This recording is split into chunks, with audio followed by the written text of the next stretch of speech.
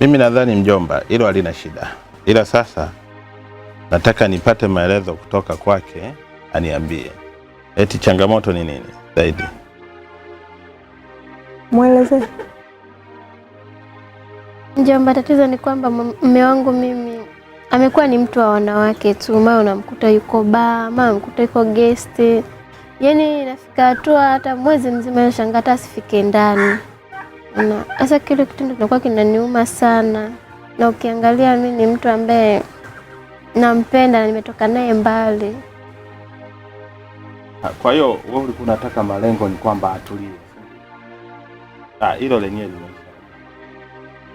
Hilo lenyewe limeisha, halina tatizo. Unajua mjomba ni kwenye hii dunia kila kitu unachokiona kimetengenezwa. Kila unachokiona iwe mali, iwe nini, mpaka wanaume wanatengenezwa. Kwa hiyo mjomba, wewe usiwe na shaka. Takupa dawa ambayo utaenda kuitengeneza. Utaiweka chini ya mlango. Akifika akiivuka tayari atakuwa ni mwanaume ambaye wa peke yako. Akienda nje afanye kitu. Akija kwako atakuwa anafanya. Kwa hiyo mjomba, ondoa shaka. Hilo limeisha. Nielewa mjomba? Asante mjomba, natakuwa umenisaidia sana kwa sababu nimeteseka kwa muda mrefu. Na sina cha kushukuru wala cha kukulipa zaidi ya kusema asante. Mjomba. Hebu nisubiri.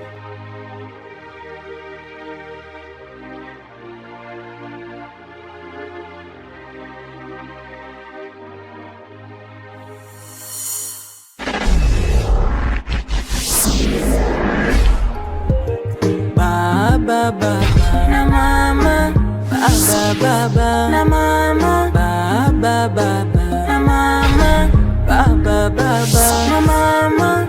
Kila siku maugomvi, mangumi, mnatufunza nini? Mnapigana hadharani, amuende chumbani, mnatuelimisha nini?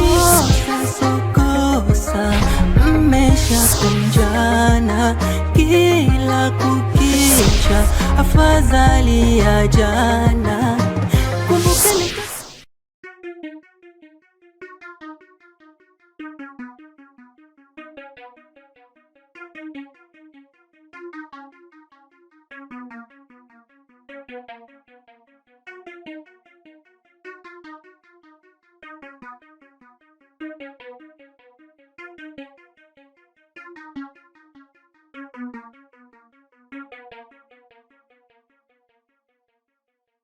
Natasha.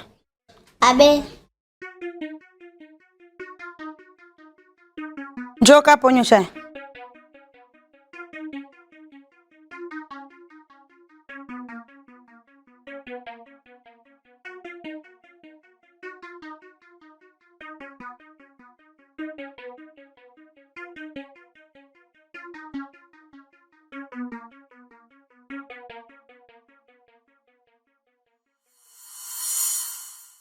Asante dada.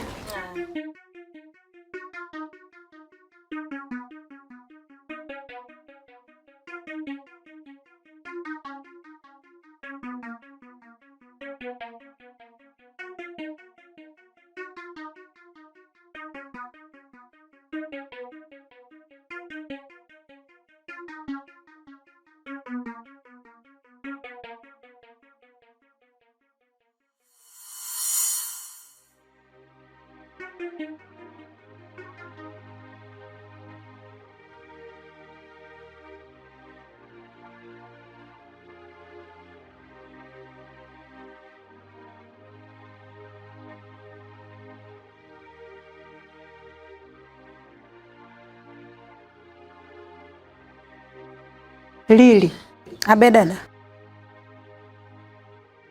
Inatakiwa Natasha ali haraka haraka.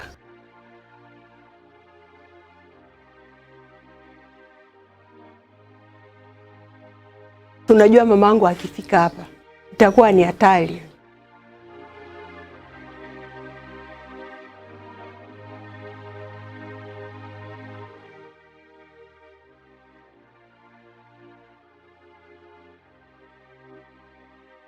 Natasha, kunywa haraka haraka mdogo wangu.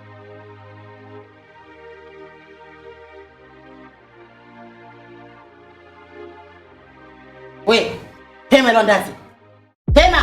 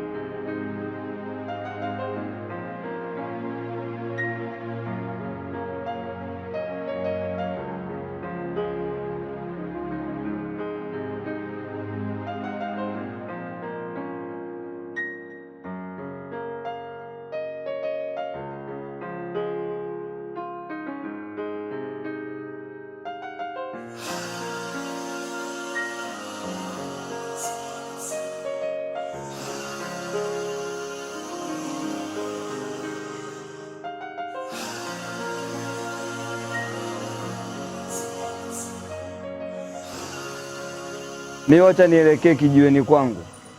Kama kuna lolote utanicheki, lakini nadhani unajua kuna kinachoendelea. Hilo najua. Unalijua? Mambo yakishakaa sawa, lazima muonane. Basi usije ukalisahau hilo, la muhimu sana hilo.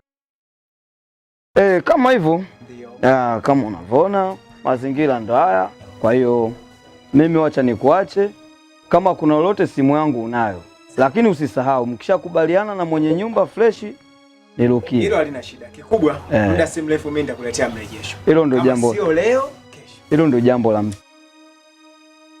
Mimi nikaendelee na shughuli zangu. Natambua majukumu yako bwana.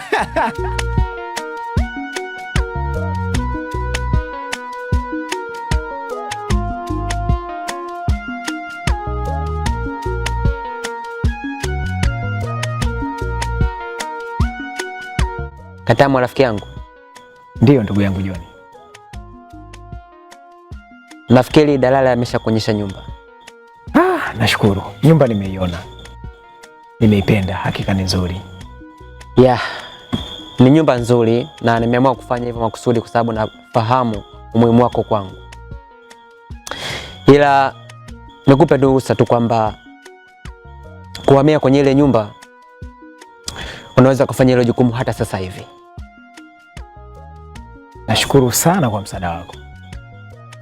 Katamu, na labda nikupe ruhusa tu kwamba wakati wowote ule unaweza kuhamia kwenye ile nyumba. Kiukweli nashukuru kwa sababu hata mke wangu nilimwambia ya kwamba mjipange na mjiandae muda wote tunaondoka. Na hakika imekuwa hivyo. Usijali. Umuhimu wako ni mkubwa sana kwangu. Una umuhimu sana kwangu. Wewe ni rafiki yangu wa kitambo sana.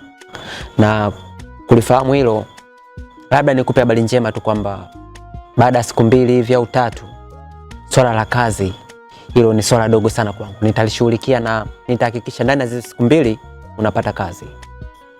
Acha masiara bwana. Nazungumza ile nikiwa na maanisha Katamu. John. Kiukweli kukupata wewe kila kitu changu kimekaa sawa. Nafikiri nilizungumza siku ile. Mr. Katamu, unajua maisha ni long story. Mapambano ambayo tumepitia toka zamani mpaka sasa, ni haki mimi kufanya hivi. na unapoona mwenzako anaanguka na wewe umejipata angalau, basi ni jambo la heri pia kufanyia mwenzako mambo mazuri. Hakika una moyo sana, wengine huwa wanajisahau. Basi mmoja Mungu akijalia ndio nitaweza kufika nyumbani. Inabidi ujitahidi kwa sababu upo bize sana, unajua. Siku ufike pale umuone shemeji yako, si unanielewa? Unaweza ukampita mtaani.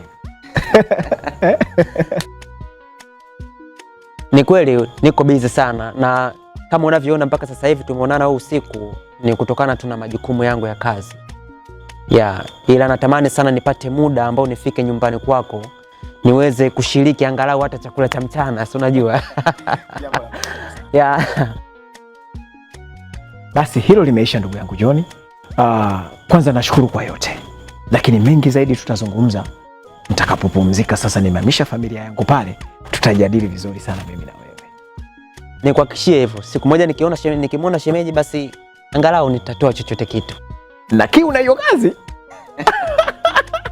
Bila shaka katika kitengo ambacho unaniweka tupo karibu na wewe, unajua kule kwenye karibu na matandu ya ukoko yale. Siwezi kukupatia kazi ambayo haiwezi kukupa manufaa. Lazima nikupe kazi ambayo itakupa kipato kikubwa sana, ili angalau na wewe ufikie hatua fulani. Nashukuru sana. Asante ndugu yangu. Hongera sana.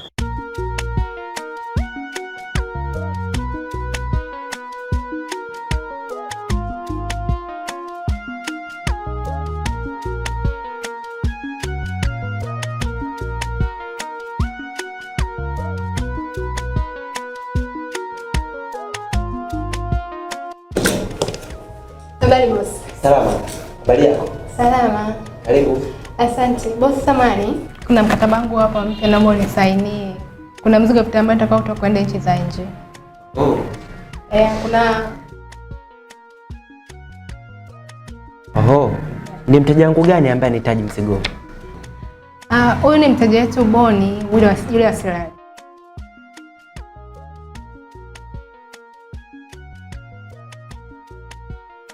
Boni wa Silali. Okay.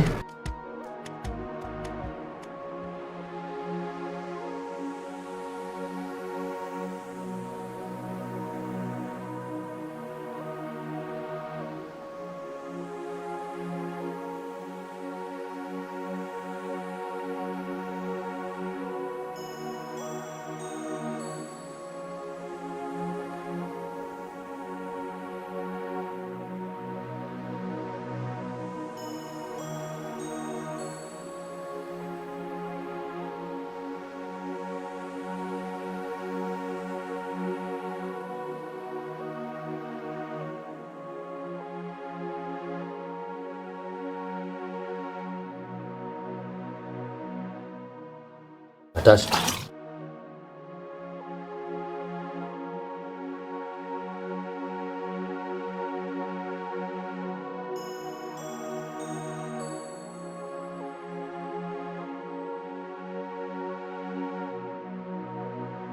Okay, kila heri. Okay, thanks boss.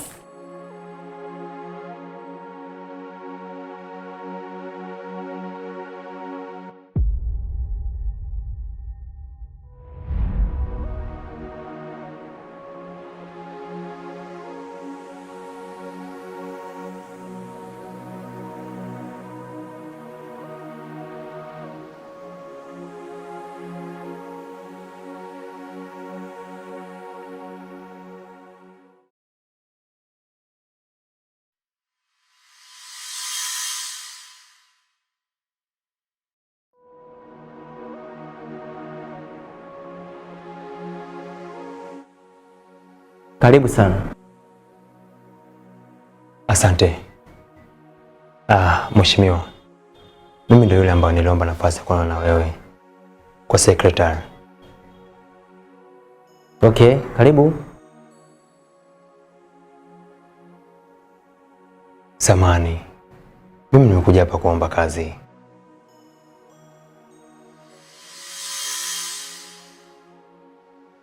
Mheshimiwa, naomba unisaidie, mimi nitakuwa mfanyakazi wako mtiifu.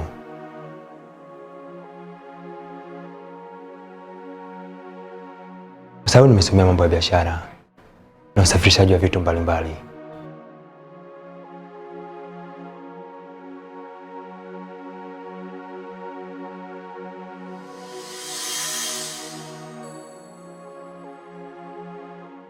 Okay. Jana, haina haja kujieleza sana. Naomba cheti chako.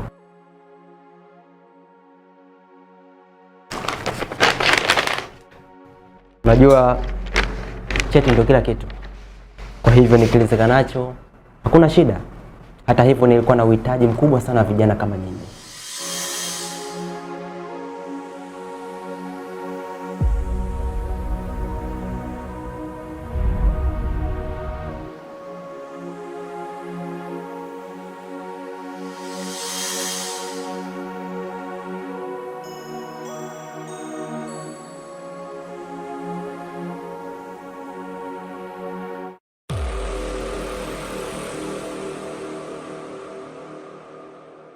Hongera sana. Shukrani mheshimiwa.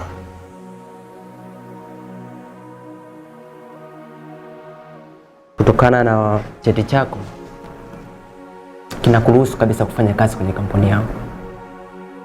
Nashukuru sana. Na jiandae mentally and psychologically. Kuanzia wiki ijayo Jumatatu utaanza kazi rasmi.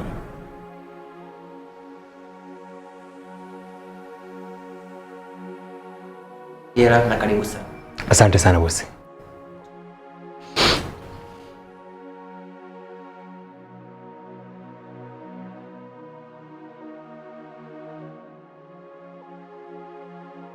Na taratibu mwingine wote ule kuhusu kuanza kazi na ofisi utapata kwa sekretari. Kwa hivyo hongera na karibu sana kwenye kampuni.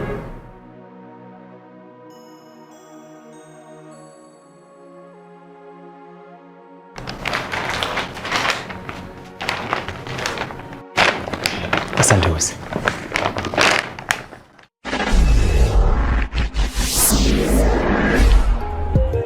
Baba baba na mama, baba baba na mama, baba baba na mama, baba baba na mama.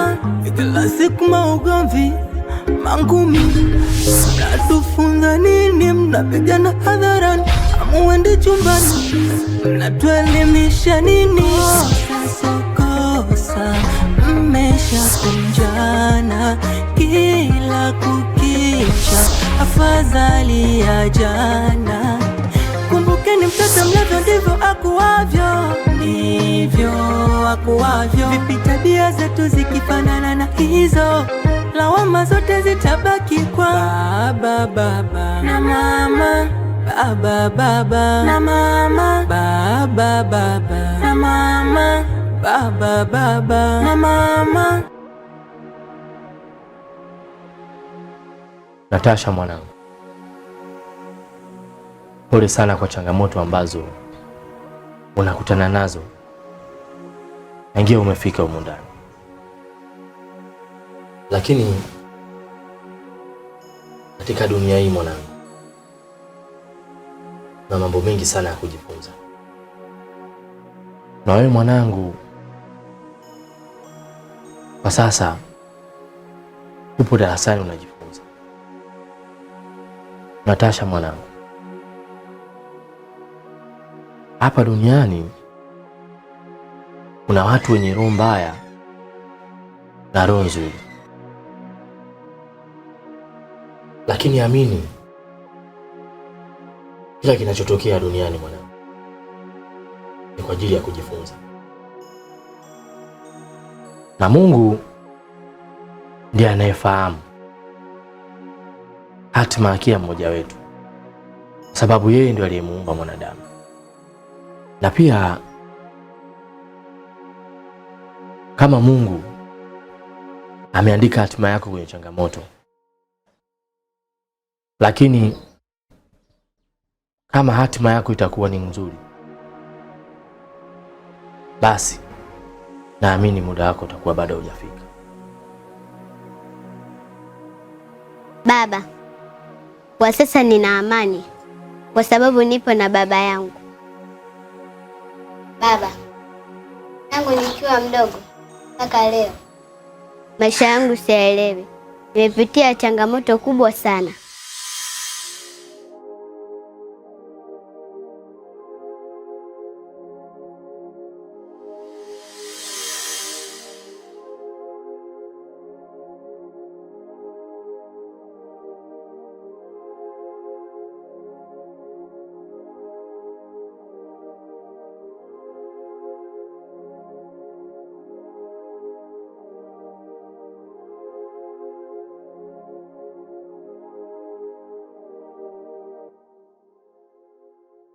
Naona mmepoa kwa sababu jumba jipya sasa na nyinyi mnajikuta wageni, si ndio?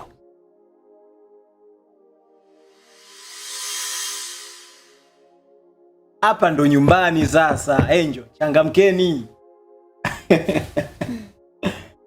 Mke wangu. Abe, mme wangu. Nyumba ndo hii. Vipi? Umeipenda? Nimeipenda, nyumba kubwa. Lakini yaani kwa maisha sasa hivi tuliokuwa naye, hii nyumba ilivyo kubwa hivi, umeipataje?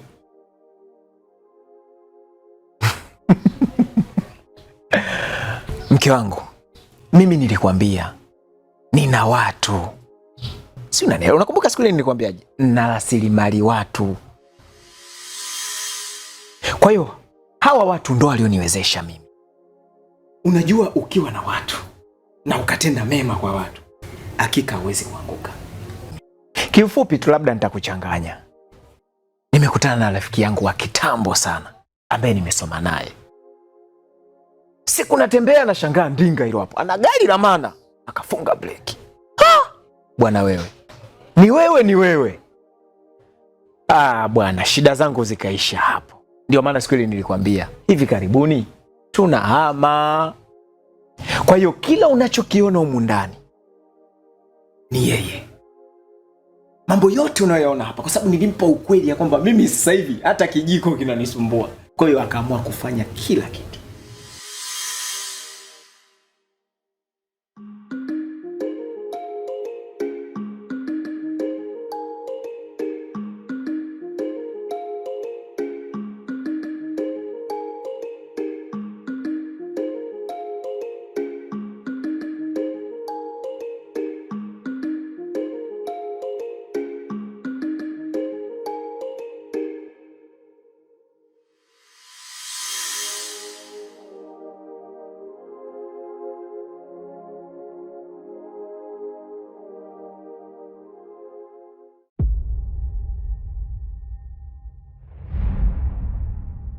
Oh.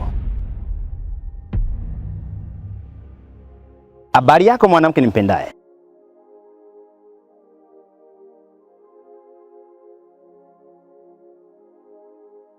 Habari yako na wewe? Salama. Wewe mwanamke,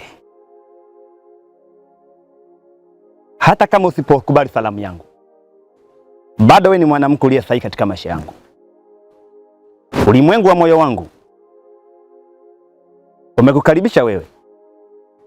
Ninachokihitaji kwako ni kibali chenye kuniruhusu kuja kwenye maisha yako. Najua hapo wanaume wengi wenye kukwambia wanakupenda, ila mimi ni mwanaume wa tofauti.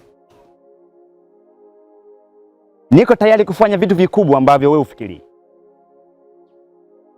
Lakini acha nikwambie kitu. Macho yako yanaponitazama, hata sura yako jinsi ninavyoona ukiwa umekasirika, nikitoa unyayo wangu wa mguu wangu, bali kuiona tabasamu lako likiwa linaniita na kunikonyeza kwa mahaba mazito. Baba yangu, mpaka sasa sijui hatima yangu. Lakini nikuombe kitu. Niambie mwanangu. Mama akija, tuondoke, twende tukatafute sehemu ya amani. Kwa sasa nahitaji niwe na wazazi wangu wote wawili waliokamilika ili nipate malezi bora. Seti baba? Okay, sawa mwanangu.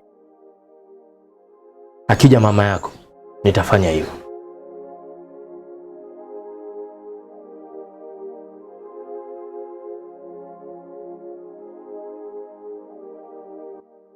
Lakini sasa amefanya ana maana, anajua. Unajua mke wangu mimi nimesoma, nimebukua.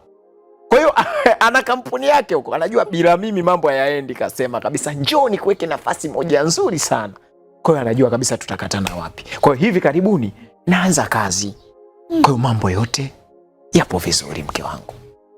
Acha kuwaza sijui nimetoa wapi, sijui nimekuwa jambazi. Mimi simo. Siku zote tunaambiwa simba muwindaji hata kama akiwa na njaa hajawahi kukata tamaa kwenda kuwinda. Mwanamke, unavyonikataa leo mimi, moyo wangu huwezi kujua unaumia kiasi gani. Najiona kama niko baharini nikiwa na ngalawa ama mtumbwi. Wakati huo bahari ikiwa imechafuka na tsunami. Acha nikwambie kitu kimoja.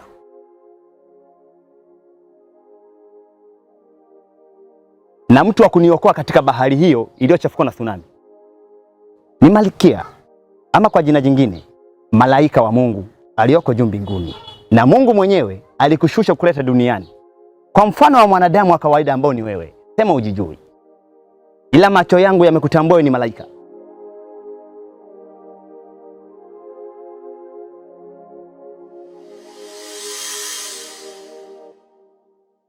Hapo umeelewa eh? Nimeelewa. Nimefurahi, lakini nyumba nzuri. Nimefurahi. Hapo sasa kaa kwa amani. Sawa? Kuelewa mume wangu. Bosi. Ndio Angel. Mimi nimekuelewa. Na kwa sasa kwa kweli akili zetu zimetulia. Kabisa, kabisa. Lakini naomba mnifikirie na mimi jamani. Kila siku nyumbani wanazidi kunipigia simu. Simu zinaita, nasumbuliwa. Wanataka niwatumie chochote kitu. Na hapa kwenu nimefanya kazi miaka mingi.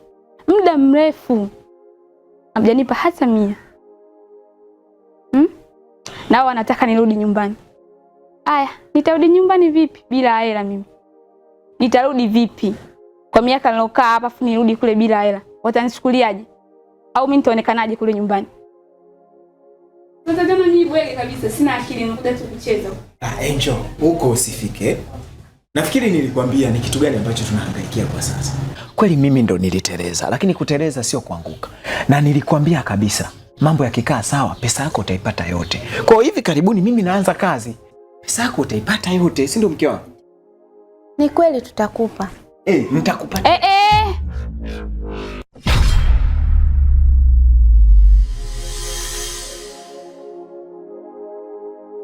Kingine, ninavyokaa mbali na wewe ama nikipoteza hata selusi bila kukuona, moyo wangu unapitia maumivu ambayo siwezi kuelezea. Tena leo bora acha nikuelezea kitu na rafiki yako. Unavyokaa mbali na mimi, najiona kama mwanaume niliyekosa ushujaa nikiwa katikati mwa vita. Lakini nafsi na moyo inanituma niendelee kupambana. Boss, hayo maneno yako nimeyachoka. Maneno hata kwenye kanga yapo. Utanilipa changu, utanilipa changu. Kwenye nyumba ya kwanza, nilipa changu. Tumeenda nyumba ya pili, utanilipa changu. Hapa napo utanilipa changu.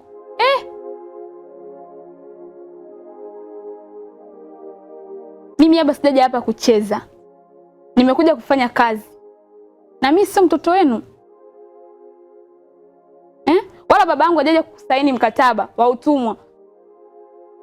Nimekuja kufanya kazi nikiwa huru. Sitaki kupangwa pangwa. Nataka changu. Nataka pesa yangu. Nimechoka jamani, nimechoka, nataka changu. Bado sioni matumaini na imani. Vita ya mapenzi, vita ya kuhitaji penzi kwako, siku moja nitaishinda. Leo hii nimezingirwa na maadui wengi, nikiwa katikati mwa vita.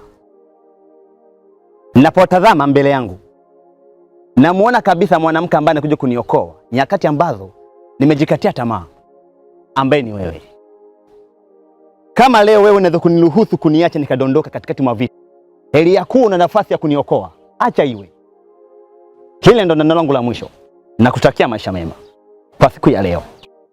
Lakini nitakapokutana na wewe, siwezi kushindwa kuziimba nyimbo zenye ngurumo zilizomo katikati mwa zumari yenye kupuliza mawimbi mazuri. Hata kiumbe, hata binadamu, hata malaika walioko mbinguni na Mungu mwenyewe kupenda kusikiliza. Nakutakia wakati mwema.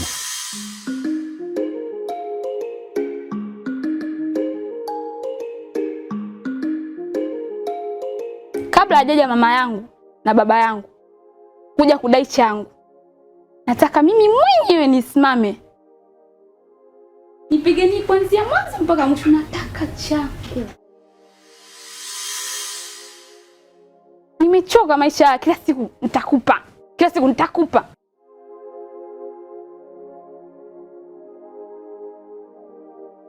Na mkiniletea masiala nitakuja kuwashtaki.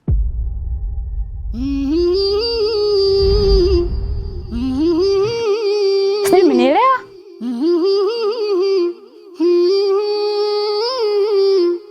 Asia, mkaka ndo nilikuwa nakwambia. Si umesikia mwenyewe? Maneno yake umeyasikia? Lakini wangu sana. Ana maneno mazuri.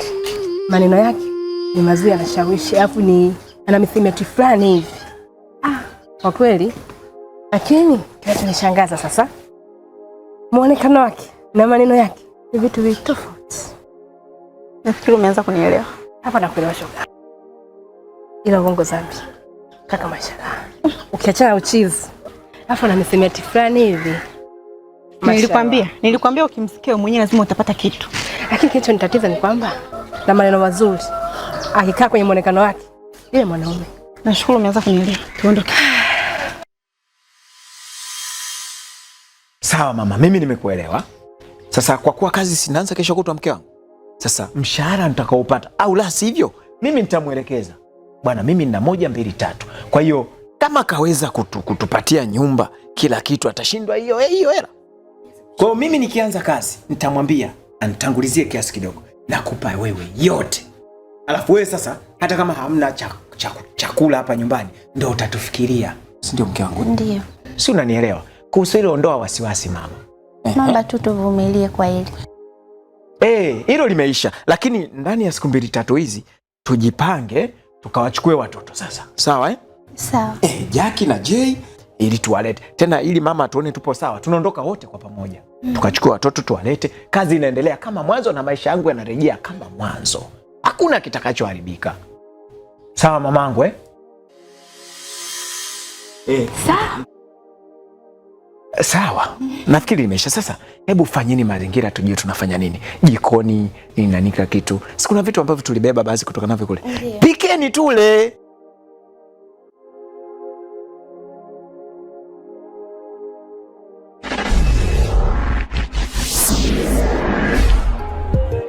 Baba na mama, baba na mama, baba na mama, baba na mama. Kila siku maugomvi, mangumi, mnatufunza nini? Mnapigana hadharani, amuende chumbani, mnatuelimisha nini?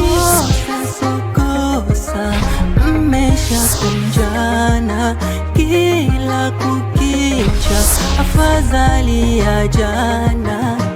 Kumbukeni mtoto mlazo ndivyo akuavyo, ndivyo akuavyo. Vipi tabia zetu zikifanana na hizo, lawama zote zitabaki kwa baba na mama, baba na mama, baba na mama, baba na mama. Kida. Be madam. Da. Na mwenye nyumba alivyo na gubu. Muda sio mrefu anarudi. Ngoja mimi nikafagia zangu kule nyuma. Wewe malizia vyombo. Maana unamjua? Namjua sisi tunajua domo lake. Ndio kubabwaje hapa. Lakini sio mbaya. Mimi vyombo vimebaki tu vichache. Ndio nikaviosha. Vyombo tu. Kwa hivyo vyombo unaviona vidogo kwake yeye akivikuta vichafu. Ni vichache sana. Sema labda yule hana dogo. Na ile domo lake ni kubwa halina dogo. Ataongea mpaka kucha. Mimi nikafagia maana alivyo sipendi mchanga, sio nini akikuta kule nyuma kuchafu. Subutu na nikimsikia tu tumbo linaala. Sikuta ndo yeye amerudi.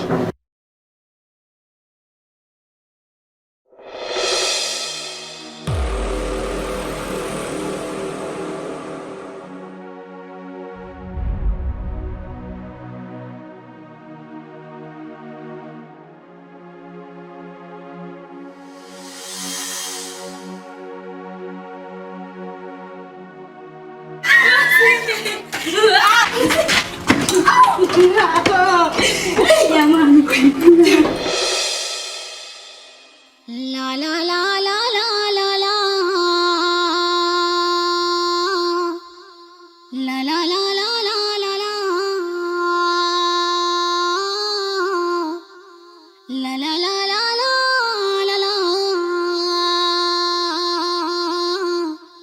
la la la la la la. Bosi, karibu sana. Na tuna furaha kwa sababu hatujakuona muda mrefu sana. Nimefurahi pia na nimefurahi pia kuona kwa mara nyingine. Lakini bosi, kwa sasa hii nyumba si salama. Kwa sababu kuna bosi mpya. Na huyo bosi mpya si mtu mwema. Na pia nilikuwa naomba tuongee haraka kwa sababu nadhani huu ndio muda wao wa kurudi. Utanielewa tu. Hebu subiri kwanza. Subiri.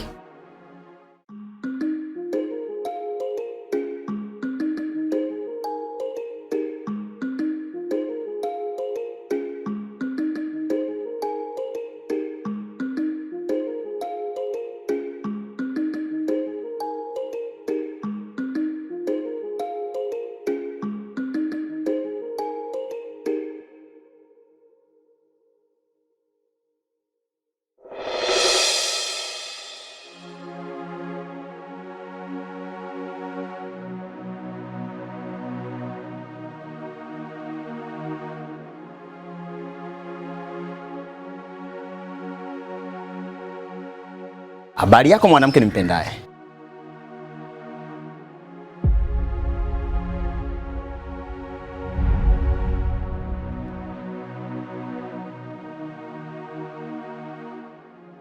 Hivi wewe kaka unataka nini kwenye maisha yangu?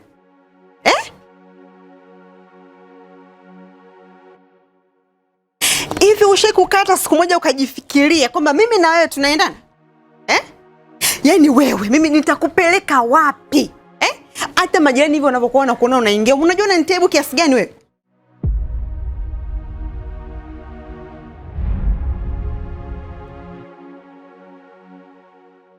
Yaani hata kukutambulisha tu kwa ndugu zangu wawili watatu siwezi kufanya hiko kitu. Hivi unajua nini?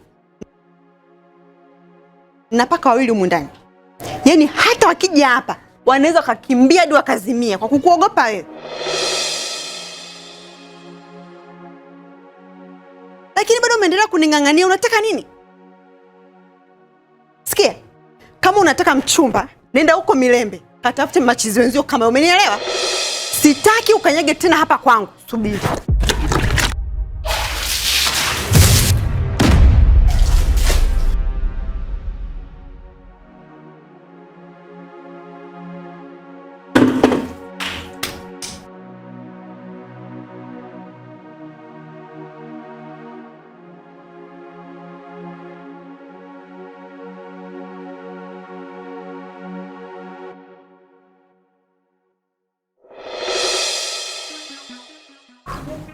Yaani unavyomaanisha utawala mpya, Sijakuelewa.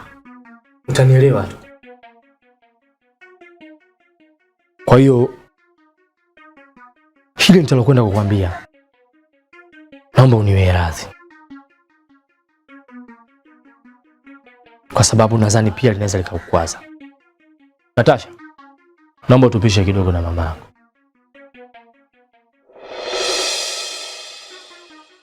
Bosi,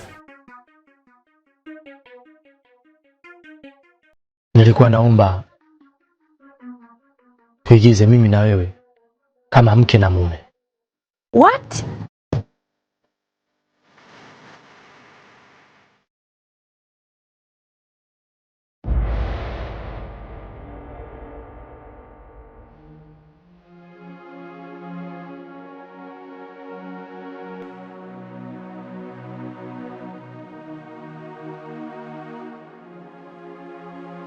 Dada, naomba unisamehe. Popote pale ambapo nimekukwaza, labda ujio wangu hapa hata kule njiani, naomba unisamehe. Lakini nikwambia kitu kimoja tu. Huwezi kujua kwamba kinachonisukuma nini mpaka nakuja kwako. Shida moyo. Moyo ndio kila siku unanituma kuja kwako. Wewe ndio mwanamke ambaye moyo wangu umefunguka kwa ajili yako.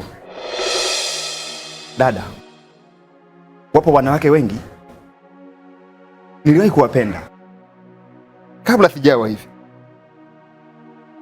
na nilihapa sitaweza tena kupenda, ila hata kama na uchizi wangu, bali mara ya kwanza nilipokutana na wewe nilijidi kukuwa na wathamani. Jado, unanikosea adabu. Kumbuka na kuheshimu kiasi gani. Nilijua hili kabla, na ndio maana nikakuomba uniwie radhi. Nadhani hata wafanyakazi wenzangu wote wanaelewa hili swala. Tuna muda mchache sana kabla mabwana hawajarudi. Na kuomba boss, narudia tena, mimi na wewe kwa sasa inabidi tuwe mke na mume, kwa sababu hii nyumba kwa sasa kwa wewe si salama. Na kama huyu bosi mpya akaja kugundua kwamba wewe ni mke wa bosi, yuko tayari kufanya lolote kwako wewe, haiza mtoto wako mpaka mumeo, kwa ajili ya hizi mali. Naomba uniwie radhi. Sina budi kufanya hivyo, maana si muda mrefu atarudi. No! Hicho kitu hakiwezekani. Siwezi Jadu. Hicho kitu hakiwezekani.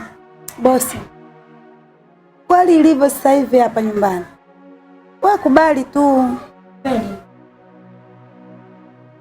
Muda ni mchache bosi, wanaweza akarudi akatukuta. Nisikilize mimi. Hapana. Kumbuka mimi nakuheshimu kama mfanyakazi wangu. Najua.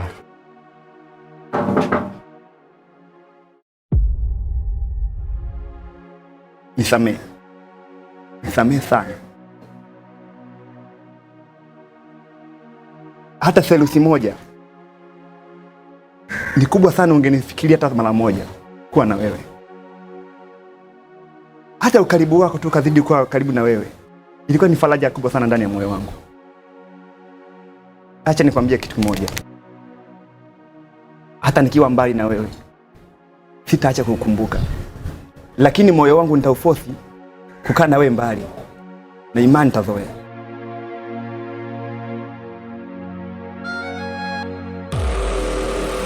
Sikilize, nisikilize. Kaa kimya. Sawa.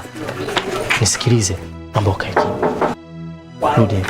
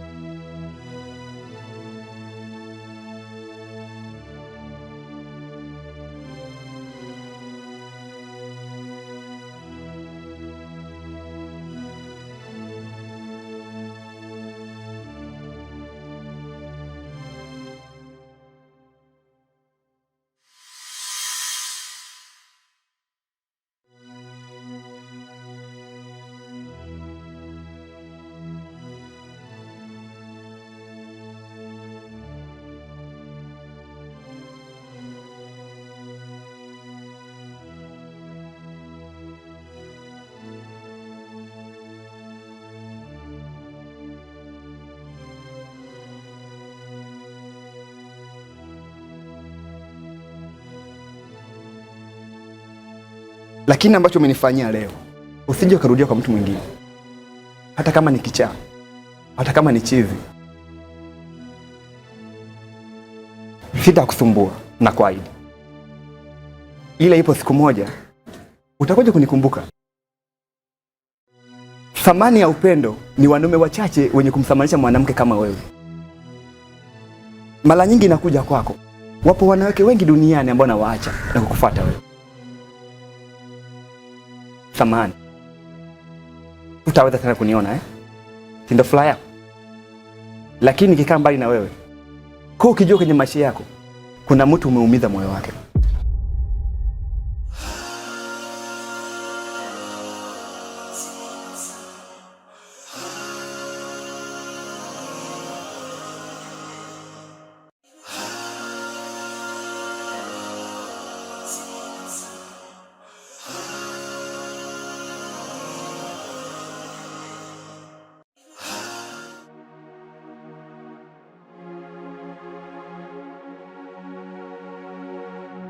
Wewe mlinzi?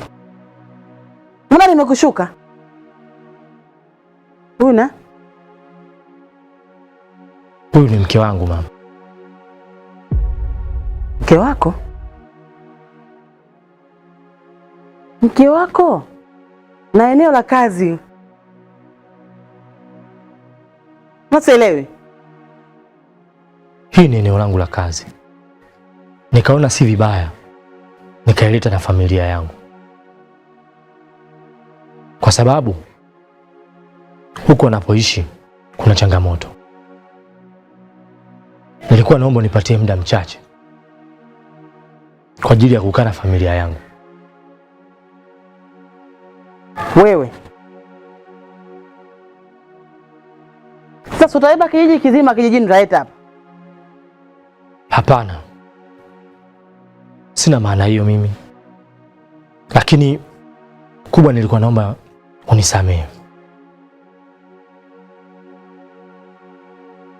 Una bahati nimechoka saizi na kwenda kupumzika. Asubuhi kisha kucha utaniambia vizuri.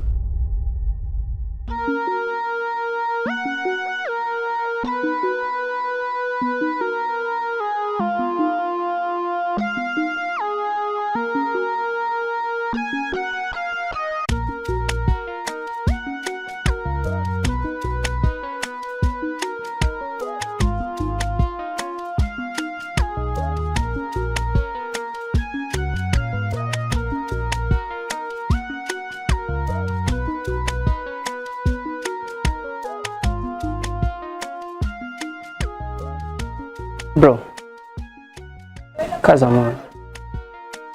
Yatapita tu.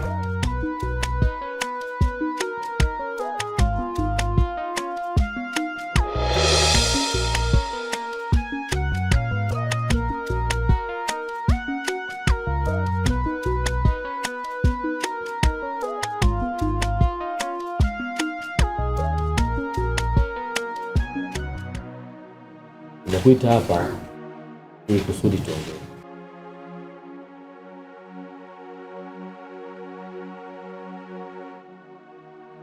Jana nadhani hatukuelewana kwa sababu sikukuelimisha. Ni kweli. Nilikuwa nataka kukuuliza, kwa nini jana ulinikataza nisijitambulishe? Halafu mume wangu yuko wapi? Nimerudi hapa kwa lengo moja tu. Nahitaji ya mambo tuzungumze mimi na mume wangu ili aishe. Shemu, kiukweli kwa sasa kuna tatizo kubwa sana.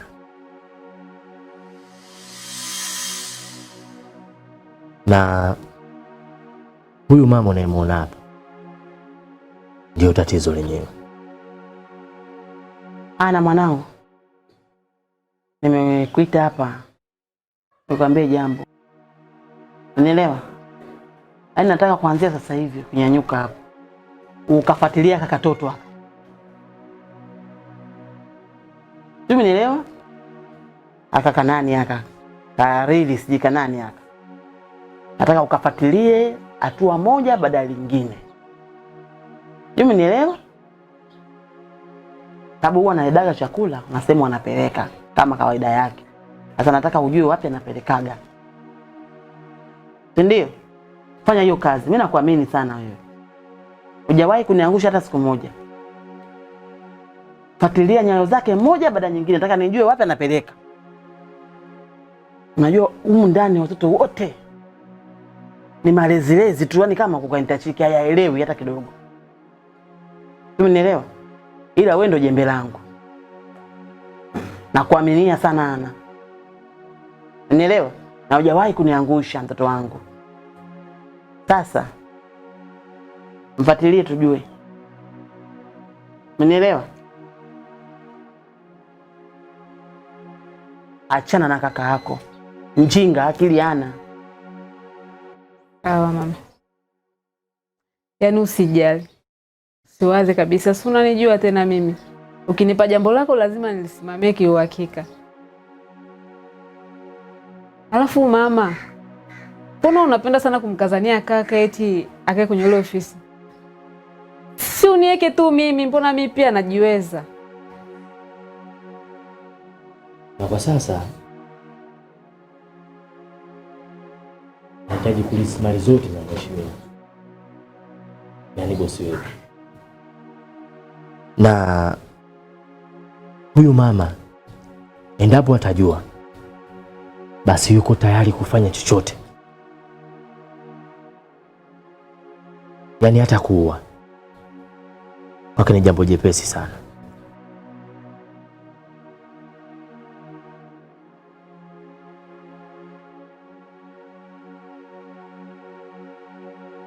Lakini ninachokuomba, ukubali kuigiza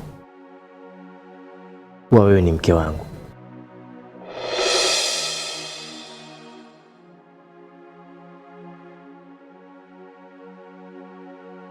Na pia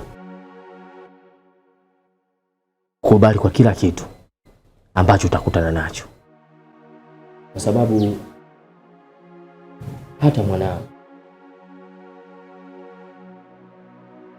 haya mambo yanayotokea ndani ameshazoea.